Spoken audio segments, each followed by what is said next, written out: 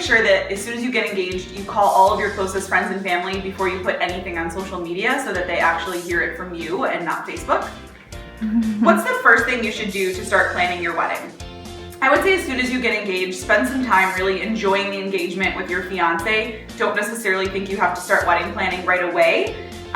When you are ready to get planning, I would definitely say actually sit down with your fiance, make a list of both of your priorities, and really see what's going to be important for both of you.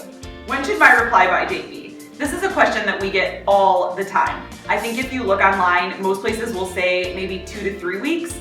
As a planner, I say the more time the better. I would actually aim for maybe 4 to 6 weeks. There's a lot of things that you have to do when you have your final guest count in, and the more time you give yourself, the better it'll be on you guys. Are wedding gifts going out of style? I feel really bad saying this, but yes, they are. I think the more you can put a monetary gift in a card and just bring that to the wedding, I think that's a lot easier on the couple. A lot of times they're heading straight out on their honeymoon or they're going back to a hotel, and it's just really hard to transport physical gifts. Is it okay to shop off of a couple's registry?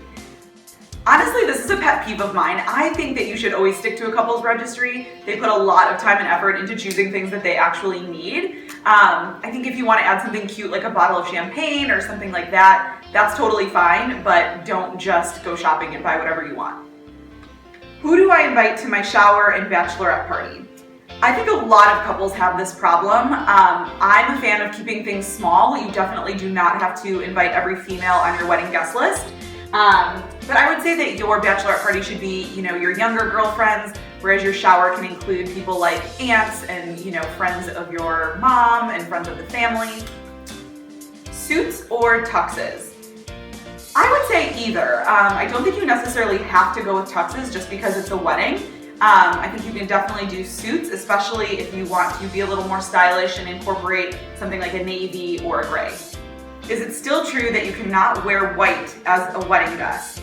I would say this is still a huge faux pas and one of those traditions that still is definitely intact. Regardless of whether you're wearing a short dress or it's ivory or pale pink, you really have to stay away from white. Should we save the top tier of our cake?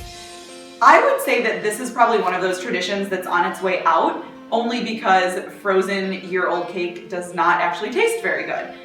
Most bakeries now will either include an anniversary cake within your wedding cake cost, or you can always call and have an anniversary cake made so that you actually have something that's fresh and it tastes exactly like it did on your wedding day.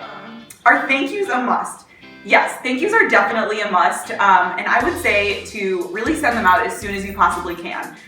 Most people go straight on their honeymoon and time gets away from them. I would say really try to get to work on them as soon as you get back from your honeymoon and really aim to send them out within 2 to 3 months of your wedding.